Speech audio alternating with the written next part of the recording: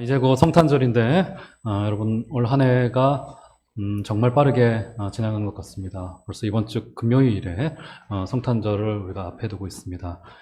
비록 우리가 현장에서 예배하지 못하지만 성탄절 예배는 드려지게 될 것입니다.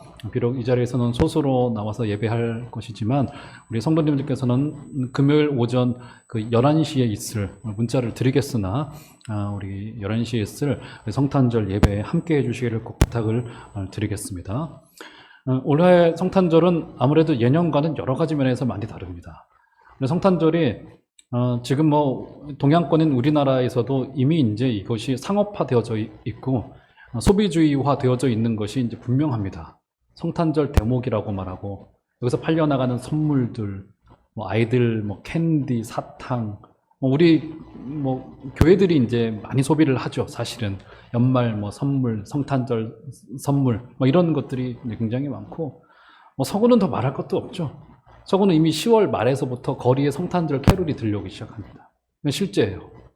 그리고 성탄절에서 특별히 먹는 건포도가 들어간 무슨 쿠키 이런 것들이 어마어마하게 팔려나가요. 다른 음식들이 어마어마하게 팔려나갑니다. 그러니까 성탄절이 사실은 지금 이제 소비주의와 상업화되어져 있는 것들이 사실이에요. 우리 아이들이 산타를 기다리죠. 그렇죠? 산타가 어떤 역할을 해줍니까? 1년 내동 아무것도 안 해요. 산타가 아이들을 위해서. 그러다가 12월 24일 밤이 되고 25일 새벽이 되면은 그 눈에 보이지 않는 산타가 찾아와서 우리 아이들에게 1년에 한 번씩 좋은 선물을 준다라고 하는 것을 우리 아이들은 믿고 있죠. 요즘은 몇 살까지 믿는지 모르겠습니다. 예, 이미 초등학교 저학년 정도만 되더라도 그것을 이제 믿지 않는 게 될 텐데, 어쨌든 이 산타에 관한 이야기들이 좀 있어요. 아이들의 동화죠. 그런데 문제는 뭐냐면 우리 어른들의 동화도 있습니다. 우리 어른들의 산타가 있어요. 어른들이 가지고 있는 산타에 대한 환상과 그 판타지가 있습니다. 어떤 판타지입니까? 그렇죠? 내 인생이 어떤 일종의 산타에 의해서 뭔가 큰 수혜를 받아서 인생이 나아지고 펴지게 될 것이다라고 하는 우리 어른들만의 산타가 있습니다. 그것을 위해서 많은 인생들이 온 마음과 뜻과 정성을 다하여서 집중하여 인생을 살아내는 것을 우리가 볼 수 있어요. 어른들만의 산타가 있어요. 성탄은 기쁜 날이면서도 동시에 그렇기 때문에 우리로 돌아보게 합니다. 뭘 돌아보게 할까요? 아기 예수로 오신 예수를 다시 바라보게 하죠. 그분은 이름 없는 동네에서 태어나셨습니다. 그리고 그분은 천하디 천한 출신이라고 하는 이름을 자랑스럽게 여기셨어요. 우리 엊그제 금요기도회 때 그런 말씀드렸습니다. 사도 바울이 다메섹 도상에서 예수님을 만납니다. 그로부터 직접의 계시를 처음 들어요. 처음 들었던 그 말씀이 뭡니까? 이런 말이 아니었어요. 나는 우주의 왕이야. 나는 지금 이 로마보다도 훨씬 더 강력한 철장의 권세를 가지고 있는 강력한 군대 장관이야. 이런 말씀을 주신 게 아니라고요. 우리 부활하신 주님께서 나타나셔서 바울에게 주었던 첫 번째 이야기가 무엇입니까? 나는 어떤 예수라고요? 나사렛 예수라. 너무나도 놀라운 말씀이에요. 나사렛은 멸시받던 고리였습니다. 누구도 주목하지 않았던 고리였고요. 거기는 혼혈들이 살고 있는 정말 유대인들이 정말 철저히 무시했던 동네였었습니다. 그런데 주님께서는 당신은 나사렛에서 자라셨다는 것을 처음으로 이제 만났던 바울에게 주었던 첫 계시가 나는 나사렛 예수라고 하는 이름을 주었습니다. 그리고 그분은 인간으로 오시되 아기 예수로 오셨습니다. 그렇죠? 여러분, 이런 모든 그분의 이 땅에 오심의 모습과 내용 한 발자국 한 발자국해서 우리가 미리 짐작할 수 있는 거예요. 뭘요? 복음이 우리에게 과연 어떤 본질과 어떤 내용을 가지고 있는 것인가를 우리가 굳이 자세히 설명하지 않더라도 그분이 이 땅에 오신 방식과 그분이 이 땅에 오신 그 내용과 그분의 한 걸음 한 걸음만을 우리가 그냥 슬쩍만 보더라도 그분이 가르치셨던 그 복음이 본질상 어떤 것을 우리에게 말하고 있는지를 우리가 분명히 알 수 있습니다. 오늘 이 좋은 성탄에 그런 우리 구주의 길을 다시 한번 되돌아보셔서 우리가 믿고 있는 그 복음의 본질이 무엇인가에 다시 한번 집중해 보시는 여러분들 되시기를 주의 이름으로 축원합니다. 오늘은 그래서 그중에서 이 성탄을 기다렸던 한 인물을 여러분들에게 소개를 하려고 합니다. 자, 우리가 많이 살폈던 인물은 아니에요. 저도 사실은 오늘 이 본문이 처음 설교하는 본문이기도 합니다. 물론 뭐 요즘에 거의 대부분의 성경 본문이 처음 제가 설교하는 본문들이 많지만 이 본문은 특별히 더 그렇습니다. 이름 없는 선지자였던 시므온이라고 하는 사람을 좀 여러분들에게 소개를 해드리려고 합니다. 여러분, 우리가 흔히 달인이라고 할 때는 달인은 주로 기술적으로 완성도를 보인 사람을 달인이라고 하더라고요. 검색을 해보니까 정말 여러 종류의 달인들이 있더라고요. 어떤 달인이 있냐면 접시 닦기의 달인, 떡볶이 달인, 쭈꾸미 달인, 종이 접기의 달인, 뭐 별것들이 다 있더라고요. 달인이라고 할 때는 늘 기술적인 완성도를 가진 사람을 달인이라고 부르더라고요. 그걸로 보면서 저는 바라는 게 설교의 달인이 되고 싶다 싶은 생각을 했습니다. 설교는 해도 더 뭔가 잘 안 되는 것 같아요. 어렵습니다. 어쨌든 달인들이 있어요. 이 달인은 뭔가 기술적으로 완성도에 이른 사람을 달인이라고 부르는 것 같더라고요. 자, 그런데 제가 오늘 설교 제목에서도 제가 그것을 넣었지만 우리가 장인이라고 부를 때는 좀 느낌이 다르죠? 그렇죠? 장인은 어떻습니까? 그 사람은 평생 한 분야의 인생과 철학을 걸고 만약에 여차하면 자기 목숨까지도 바칠 준비가 된 사람을 우리가 흔히 장인이라고 부릅니다. 그래서 달인과 장인은 느낌이 좀 달라요. 장인에게는 이미 자신에게 이익이 되느냐 손해가 되느냐에 대한 기준선은 이미 무너져 있는 사람을 뜻합니다. 이런 공덕동에 가면은 나중에 지나가실 기회가 있으면 한번 꼭 들어가서 한번 그 중국집에 들어가 보세요. 그 중국집 이름이 신성각입니다. 신성각. 굉장히 조그만 집이에요. 정말 조그만 집입니다. 신성각인데 거기서 파는 게 이제 짜장면 계열하고 탕수육, 군만두, 짬뽕은 팔질 않아요. 요 정도만 팝니다. 가격도 착해요. 여전히 한 5,000원 정도? 짜장면 한 그릇에? 요즘 짜장면 한 그릇 뜨면 5,000원 하는 데가 거의 없거든요. 5,000원 정도 되는 착한 가격입니다. 그 집 앞에 가면은 이런 문구가 파란색 간판에 붙어 있습니다. 제가 그대로 한번 읽어 드릴게요. 이렇게 써 있습니다. 지구촌에 살고 있는 어떤 사람이라도 단 한 그릇 먹어보고 눈물을 흘려줄 음식을 내 혼신의 힘을 다하여 만들고 싶다. 21세기가 기다리고 있기에 88년 10월 이 땡땡 본인의 이름을 걸었어요. 이게 뭡니까? 이 사람이 얼마나 대단한지 제가 이제 거기 몇 번 가면서 사장님하고 대화할 기회가 있었거든요. 그래서 사장님께서 여러 사람들이 본인에게 제의를 해왔대요. 가게를 좀 넓히자고, 우리가 투자하겠노라고, 수익을 나누어 갖자고 이렇게 지금 해왔대요. 그런 것들을 전부 다 이런지하에 거절을 했습니다. 돈 벌 수 있는 기회들을. 그리고 그 옛날 조그만 가게를 해서 테이블 한 4개 정도, 요 정도 되는 테이블 4개 정도 되는 그 테이블을 놓고서 여전히 줄을 세워서 사람들에게 장사를 한단 말이죠. 장인이라고 볼 수 있어요. 이미 이익과 손해라고 하는 기준선은 무너져 있는 사람들을 뜻합니다. 이 장인이라고 하는 것은. 자, 오늘 우리는 장인한 사람을 만나게 될 것입니다. 그 사람은 어떤 장인이냐면 그의 평생을 걸쳐서 오직 단 한 가지의 목적을 두고 살았던 사람입니다. 어떤 목적입니까? 오실 메시아 예수 그리스도를 평생 성전에서 기다렸던, 그가 선지자인지 제사장인지는 알 길은 없으나 평생 하나님의 일을 하면서 아기 예수가 오시리라라고 하는 성령의 지시를 받고 언약의 말씀을 붙들고 평생 살았던, 정말 바보같이 살았던 장인한 사람, 바로 오늘 시므온이라고 하는 사람입니다. 자, 한번 본문으로 한번 가보시죠. 25절 가보시면 성경을 한번 다 같이 25절 한번 읽어보도록 하겠습니다. 시작. 예루살렘에 시므온이라 하는 사람이 있으니 이 사람은 의롭고 경건하여 이스라엘의 위로를 기다리는 자라. 성령이 그 위에 계시더라. 예, 그에 대한 소개가 그렇게 자세히 나와 있진 않아요. 일단 그의 이름이 시므온입니다. 시므온. 그런데 구약 성경에서는 그런 비슷한 이름을 시몬이라고도 발음을 하기도 했어요. 안타깝게도 시몬이라고 하는 이름은 그때 당시에 굉장히 흔했던 이름입니다.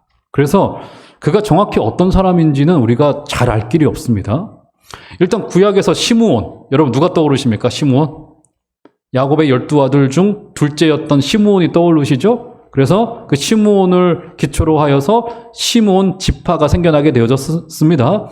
그래서 아마 그가 시므온 지파일 수도 있는 건데 정확진 않아요. 이스라엘에 편만하게 퍼져 있던 이름이었기 때문에 꼭 시므온 지파에만 있었던 이름이 아닙니다. 그렇죠? 어쨌든 그의 이름은 시므온이고, 아마도 그가 뭔가 유명 집안 출신이었다라고 한다면 아마 소개가 성경 속에서 됐을 거예요.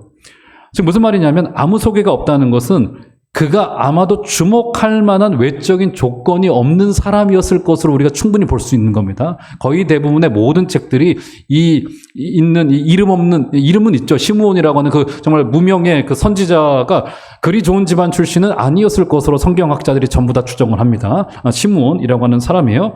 자, 그의 신분과 그의 출신 성분이 소개되는 대신 다른 게 소개되고 있죠. 어떤 게 소개되고 있나요? 25절 다시 보시면 예루살렘에 시몬이라는 사람이 있으니 이 사람은 의롭고 경건하여 이스라엘의 위로를 기다리는 자라 성령이 그 위에 계시더라. 그의 영성이 소개됩니다. 의롭고 경건한 사람이었다고 소개가 되고 있어요. 여러분, 우리가 의롭고 경건하다 할 때는 지금 우리 현대의 감성상 어떤 느낌을 가집니까? 의롭고 경건하다. 제가 그랬으면 좋겠습니다. 의롭고 경건했으면 좋겠네요. 그렇죠? 의롭고 경건하다 하면 뭔가 좀 특별한 삶을 사는 어떤 종교인들이나 정말 신령한 목사님들 할 때 저분은 정말 경건한 분이셔. 이런 말을 할 때 의롭고 경건하다, 우리가 그런 느낌으로 좀 한단 말이죠. 그렇죠? 의롭고 경건하다 이렇게 말한단 말입니다. 그런데 성경에서 이 표현을 동원할 때는 좀 느낌이 달라요. 의롭고 경건하다 할 때는 그 사람의 영성의 깊이를 말하는 것이라기보다는 그 사람이 구약의 율법에 충실했던 사람이다라고 하는 뜻을 가지고 있습니다. 구약의 율법에 정통했고, 그러니까 이 사람은 이름도 그렇고 아마도 정통 유대인이었을 거예요. 그리고 그가 구약에 능통했고 구약의 율법에 충실했던 서기관들과도 같은 삶을 살아왔던 자다라고 하는 뜻을 가지고 있습니다. 그러니까 지금 이분의 직분이 성경이 이제 명확히 말하고 있지 않기 때문에 우리는 그 내용을 알 길은 없으나 뭐 선지자인지 제사장인지 시므온 지파인지 아닌 그 외의 지파인지는 우리 전혀 알 길이 없습니다. 그런데 분명한 것 한 가지가 있죠. 그는 하나님의 일을 전문으로 하는 사람이었고 성전 안에서 오랫동안 거주하면서 하나님의 위로, 이스라엘의 위로부터 기다렸던 사람이다라고 하는 사실을 여기서 기록을 하고 있습니다. 25절 다시 보시면 의롭고 경건하여 이스라엘의 위로를 기다리는 자라 성령이 그 위에 계시더라 하면서 그의 평생의 사역은 성전 안에서 하나님의 일을 해가면서 이스라엘의 위로를 기다렸던 인물로 여기서 그려지고 있어요. 맞죠? 이스라엘의 위로를 기다렸던 사람이다. 그렇죠? 다시 말해서 시므온은 오실 메시아를 기다렸던 인물이다라고 하는 것을 우리가 알 수 있는 겁니다. 자, 그러면 여기서 이스라엘의 위로라는 것이 무엇일까? 이것은 굉장히 구약적인 표현을 가지고 있습니다. 우리가 성경을 한 군데 보시면 이사야 40장 1절과 2절을 보시면 아마 스크린에 띄워져 보시겠어요? 제가 읽어드리겠습니다. 40장 1절 보시면 너희의 하나님이 이르시되 너희는 위로하라 내 백성을 위로하라. 2절 예루살렘의 마음에 닿도록 말하며 그것에게 외치라. 그 노역의 때가 끝났고 그 죄악이 사함을 받았느니라. 그의 모든 죄로 말미암아 여호와의 손에서 벌을 배나 받았느니라 할지니라 하시니라. 네, 1절 다시 더 보시면 이렇게 말합니다. 너희의 하나님이 이르시되 너희는 위로하라 내 백성을 위로하라. 2절에 너의 노역의 때가 끝났다라고 이야기를 합니다. 지금 성경이 이사야 시대의 이스라엘의 그 참담했던 상황을 상징으로 가져오면서 어떤 이야기를 하고 있냐면 지금 이사야 때도 그랬고 지금 이 시몬 선지자가 기다리고 있었던 이때에도 위로가 필요했던 때라는 사실입니다. 위로가 있어야만 되는 때라고 했던 사실이에요. 지금 어떤 때입니까? 로마의 폭정 아래 로마의 황제들은요. 여러분 기독교가 겪었던 그 10대 박해가 있어요.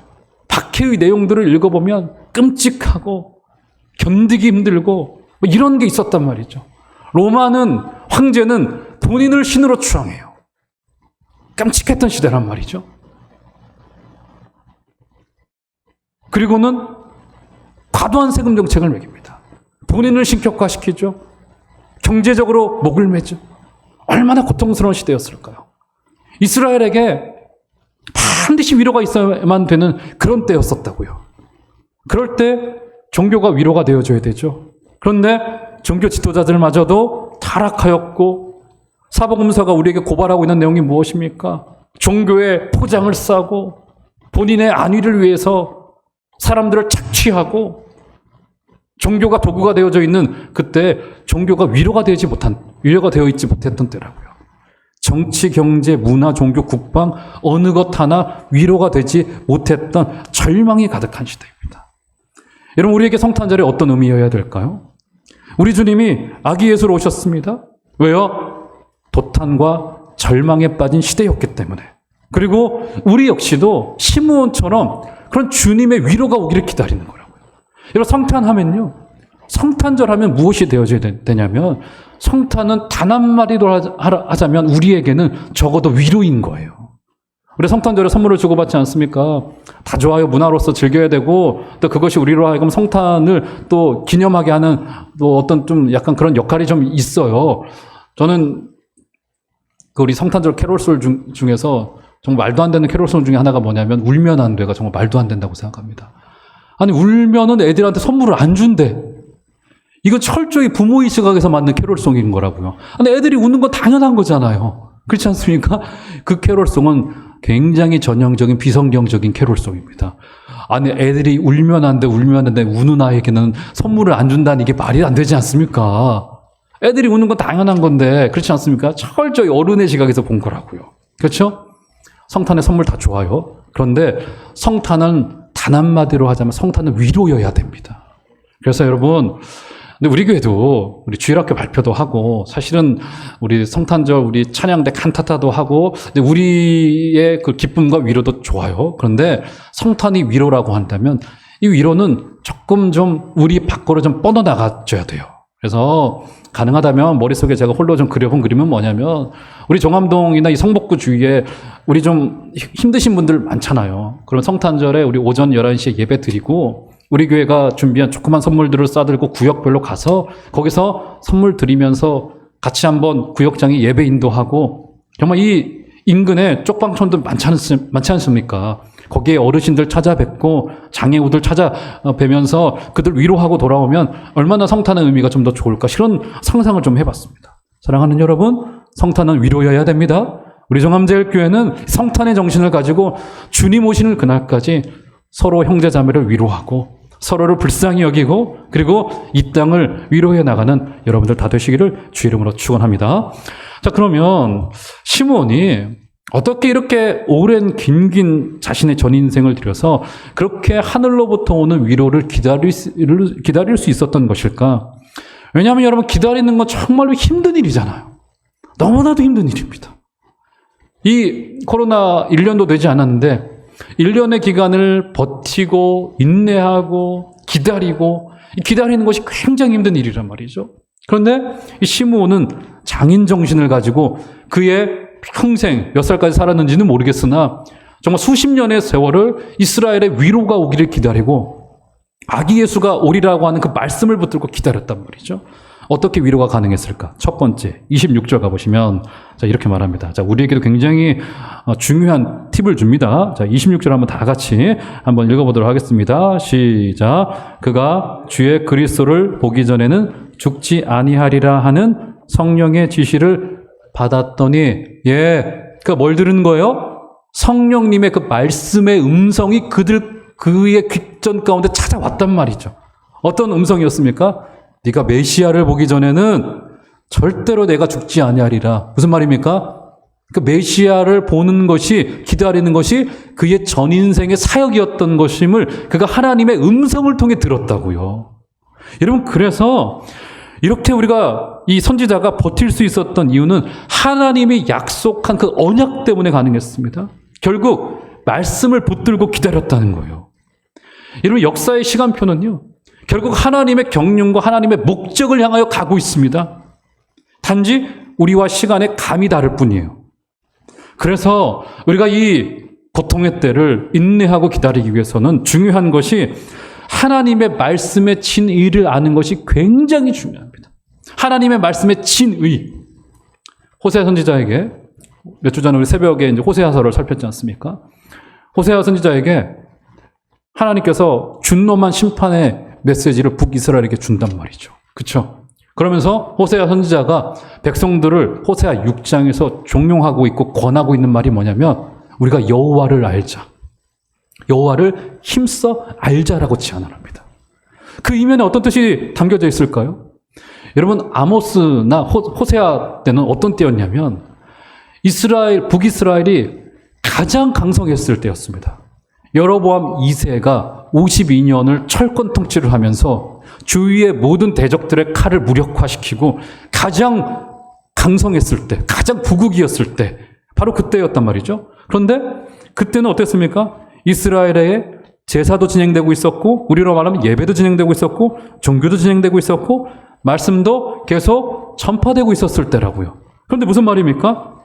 그들이 그런데 실상은 여호와를 몰랐다는 거예요. 예배도 드려지고 있고, 말씀도 전해지고 있고, 제사도 드려지고 있었는데 그들이 하나님의 말씀을 사실은 몰랐고 여호와를 몰랐다는 겁니다. 문제가 거기로부터 시작되어진 거라고요. 말씀을 어떻게 대하고 있는가? 우리가 물론 말씀을 읽죠. 여러분, 말씀을 읽는 사람이 주로 두 가지의 태도를 취합니다. 크게 두 가지. 세분화할 수는 있겠습니다만, 첫 번째, 말씀을 사용하는 사람이 있습니다. 말씀을 사용해요. 그렇죠? 말씀을 잘 사용합니다. 저 같은 사람이 주로 말씀을 사용하는 사람이죠. 말씀을 사용합니다. 또 다른 사람은 말씀을 수용합니다. 말씀을 사용해야죠. 그런데 절대로 여기서 그쳐서는 안 됩니다. 우리가 말씀을 받아들이고 수용하는 자리까지 가야 된다고요. 한 율법학자가 나와서 예수님께 질문을 해요. 그는 굉장히 진지한 태도로 질문을 했단 말이죠. 어떤 질문입니까? 주님, 무엇을 해야 영생을 얻을 수 있겠습니까? 이 질문을 합니다. 그러자 우리 주님께서 반문으로 대답을 하십니다. 그렇죠? 어떤 반문을 하셨습니까? 주여, 무엇을 해야 영생을 얻을 수 있겠습니까? 이 질문에 주님이 또 다른 질문으로 대답을 하세요. 어떤 질문을 하십니까? 내가 율법을 읽느냐? 이렇게 대답을 하셨나요? 아니에요. 내가 율법을 어떻게 읽느냐라고 질문했어요. 율법을 어떻게 읽고 있느냐라고 질문을 했어요. 우리가 율법 앞에서 어떤 태도를 가지고, 어떤 방식을 가지고, 어떤 마음을 가지고 읽고 있느냐가 그렇게 중요하다는 겁니다. 하나님의 말씀의 진의를 아는 것이 그렇게 중요해요. 사도 바울이 그의 인생의 끝자락에 자신의 최애 제자였던 디모데에게 편지를 쓰죠. 디모데 전후서를 쓴단 말이죠. 디모데후서 2장 15절에 사도 바울 선생이 디모데에게 그런 말을 줍니다. 너는 진리의 말씀을 옳게 분별하며, 이런 말을 줘요. 여기서 말씀을 옳게 분별하다라고 하는 것은 어떤 뜻을 가지고 있냐면 길을 똑바로 내다라는 뜻을 가지고 있어요. 길을 똑바로 내다. 말씀을 바르게 읽는 것은 길을 내는 작업입니다. 우리 교회는요, 길을 내는 사람들이에요. 그래서 어떤 찬양팀을 웨이메이커라고 하더라고요. 어떤 찬양팀 그룹을 길을 내는 사람들. 그 말이 맞아요. 길을 내는 사람들. 여러분, 왜 말씀을 읽는 일을 길을 내는 것에 비유했을까요? 왜요? 왜 그랬을까요? 길을 내는 일은 그렇게 중요합니다. 왜 중요해요? 이 길을 한 번 내면요, 수많은 사람들이 이 길을 따라온다고요. 근데 말씀을 사용해요. 그냥 사용합니다. 그런 사람이 너무 많아요. 그러면 거기에는 진리가 담기지 않아요. 말씀이 수용되어져야 되고요. 우리 교회는 길을 똑바로 잘 내서 하나님의 나라에 이를 길들을, 제가 질문하고 싶습니다.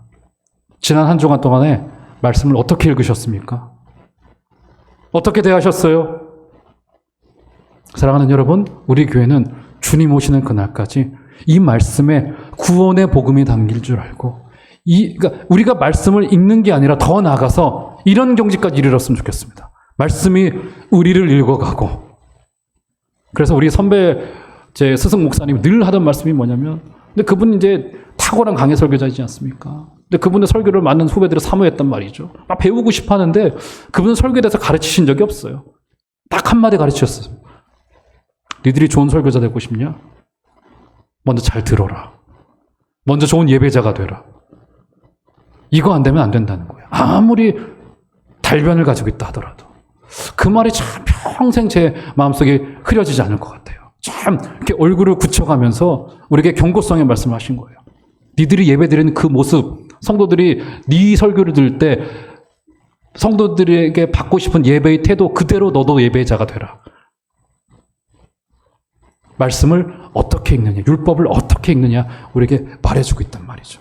그래서 말씀이 우리에게 그렇게 중요합니다. 이 싸움은 우리에게 묵직한 싸움이 될 거예요. 재미없을 수도 있습니다. 왜요? 이 말씀이 우리의 본성과 맞지 않기 때문에 우리에게 불편하게 만들 수 있어요. 하지만 하나님의 말씀의 진의 때문에 기뻐하게 된다면 이 기쁨은 세상의 어떤 것과도 바꿔질 수 없는 기쁨이리라 저는 확신합니다. 우리 교회는 이 강단에서부터 모여지는 구역에서부터 부서에서부터 하나님의 말씀의 진의가 나누어질 때마다 말씀의 기쁨이 넘쳐나게 되어지고 특별히 예배 가운데 정말 하나님의 말씀이 정말 나팔 소리와도 같이 울려질 때 우리의 마음이 새롭게 되어지는 복된 날가 있으시길 주의 이름으로 축원합니다. 시므온이 장인이 될 수 있었던 것은 그가 하나님의 약속의 말씀을 기다릴 수 있었던 사람이었기 때문에 사랑하는 여러분, 이 시므온과 같은 사모함이 있기를 주의 이름으로 축원합니다. 더불어서 오늘 25절부터 다시 한번 보시면 25, 26, 27절 보시면 이렇게 말합니다. 25절 끝자락에 이스라엘의 위로를 기다리는 자라 성령이 그 위에 계시더라. 26절 그가 주의 그리스도를 보기 전에는 죽지 아니하리라 하는 성령의 지시를 받았더니 성령의 감동으로 성전에 들어가매 마침 부모가 율법의 관례대로 행하고자 하여 그 아기 예수를 데리고 오는지라. 자, 25, 26, 27절에 동일하게 등장하고 있는 단어 한 가지가 있죠. 어떤 단어입니까? 그렇죠. 성령. 반복되는 건 중요한 거예요. 성령. 예. 이 사람이 견딜 수 있었던 이유와 근거가 어디에 있었습니까? 성령의 지시를 받고, 그렇죠? 성령의 인도함을 받고, 중요한 것은 내가 누구의 통치를 받고 있는가? 성령이 지배하고 있었고요. 그의 인생의 방향이 철저히 성령에 의하여 움직여지고 있었습니다. 아까도 말씀드렸듯이 기다림은 고됩니다. 힘들어요. 그렇죠? 기다림은 길고 오래될 수 있습니다. 아이들과 우리 어른들의 시간의 감이 좀 다르다고 하죠. 어른들은 한 주 한 주가 굉장히 빨리 지나갑니다. 저도 여기 앉아 계신 저보다 선배님들은 더 빨리 지나가시리라 생각이 되어지는데 한 주 한 주가, 어린이들은 한 주가 길죠. 같은 한 주인데도. 그것처럼 하나님의 때와 우리의 기다림의 때는 느낌이 다를 수 있어요. 이 기간을 어떻게 이겨낼 수 있느냐? 성령께서 우리의 마음을 주장하시고 성령께서 우리를 이끌어 가실 때 오래된 기다림, 긴 기다림일지라도 우리는 그 기다림을 능히 감당할 수 있는 거라고요. 사랑하는 여러분, 시므온은 성령으로 깨어 있으면서 이런 메시아를 기다릴 수 있었습니다. 우리 교회도 성령으로 충만하고 성령으로 이끌림 받는 교회가 되기를 주의 이름으로 축원합니다. 그러면서 자, 오늘 말씀의 마지막 결론으로서 자, 이렇게 아기 예수를 말씀과 성령으로 깨어 있어 기다립니다. 그러면서 29절로부터 자, 그가 이렇게 노래해요. 29절. 주제요. 28절부터 보시죠. 시므온이 아기를 안고 하나님을 찬송하여 이르되. 자, 성전에서 아기 예수를 만난 거 우연 아닙니다. 평생을 말씀을 듣고 성령의 지시에 따라서 아기 예수가 오리라고 하는 것을 기다리다가 그때 아기 예수를 안게 된 거예요. 그러면서 부르는 노래를 보세요. 29절부터. 주제여, 이제는 말씀하신 대로 종을 평안히 놓아주시는도다. 내 눈이 주의 구원을 보았사오니 이는 만민 앞에 예비하신 것이요 이방을 비추는 빛이요 주의 백성 이스라엘의 영광이니이다 하니. 너무 놀라운 노래이지 않습니까? 주제여, 아기를 안고 그분을 주님으로 부릅니다. 주님이여, 이제 저를 놓아주시는군요. 얼마나 힘들었을까, 그의 인생이. 평생 믿음의 길을 갔어요. 평생 주의 말씀대로 왔습니다. 그러니까 지금 시므온이 부르는 이 노래는 시므온처럼 말씀과 성령의 인도를 따라 평생을 인내와 기다림과 아픔의 길을 겪어온 사람만이 부를 수 있는 노래인 거라고요, 이 노래를. 그리스도인이라고 하는 이름에 이 포장은 있지만 평생을 내 욕심대로 살아. 이런 노래 부르기 힘듭니다. 그렇지 않습니까? 주님 앞에 서게 됐을 때, 우리의 사역의 모든 수고가 끝났을 때, 주님, 이제 저를 사역의 도구에서 풀어주시는군요. 사랑하는 여러분, 우리 종암제일교회는 그리스도인의 길을 걸어가는 것은 이렇게 쉽지 않습니다. 하지만 우리의 주제이신 그분을 만나게 될 때 이런 노래를 부를 수 있게 되어지는 귀한 헌신이 여러분들 가운데 있게 되기를 주의 이름으로 축원합니다. 그러면서 25절 보세요. 아니죠. 29절 보세요. 29절 보시면 마지막으로 주제여 이제는 말씀하신 대로 종을 평안히 놓아주시는도다. 아마도 이 말에서 그가 노 선지자였던 것으로 우리가 추정을 하는 겁니다. 그런데 우리를 놓아주시는도다 이렇게 지금 성경이 번역을 해놨어요. 굉장히 감상적으로 번역을 해놨는데 맞아요. 그 말이 맞습니다. 이제 모든 사역의 짐을에서 저를 이렇게 놓아주시는군요. 이렇게 말하고 있는데 자 이것은 그런 뜻인데 정확히 말하자면 이 말은 매우 강렬한 표현입니다. 주로 군대에서 활용되어진 용어였었어요. 여러분 이제 군에 가보신 분들은 다 아시죠? 우리가 맡게 되는 첫 번째 군에 가서 임무가 뭡니까? 저는 여기 위에 있는 의정부 306 보충대로 가게 됐는데 그 보충대에서 첫 번째 임무들을 한 번씩 다 돌아가면서 하죠. 어떤 임무를 합니까? 불침번을 서요. 불침번. 모든 전우들이 자고 있을 때 1시간, 2시간 깨워서 자고 있는 전우들을 돌보고 적들이 오는지를 본단 말이죠. 불침번을 쓴단 말이죠. 그렇죠? 불침번. 성경에서는 그런 사람을 흔히 파수꾼이라고 불렀습니다. 파수꾼. 에스겔은 본인을 파수꾼으로 인지를 했죠. 파수꾼. 파수대 위에 파수꾼이 서서 적들이 오는지를 본단 말이죠. 이게 아쉬워요. 지금 여호와의 증인들이 이거 지금 그네들에서 나온 잡지 이름이 파수대잖아요. 파수대. 이 좋은 뜻이란 말이에요. 파수꾼도 그렇고. 근데 이제 걔네들이 지금 사용하는 바람에 파수꾼, 파수대 하면 무슨 여호와의 증인처럼 느껴지는데 이거 좋은 말입니다, 여러분. 그렇죠? 근데 그들이 사용했단 말이에요. 파수대 위에 불침번이 파수꾼이 서서 적들이 오는지를 뜬 눈으로 지샌단 말이죠. 이사야서에 보면 그래서 파수꾼이 바라는 것은 아침이 오기를 기다린다는 거예요. 왜요?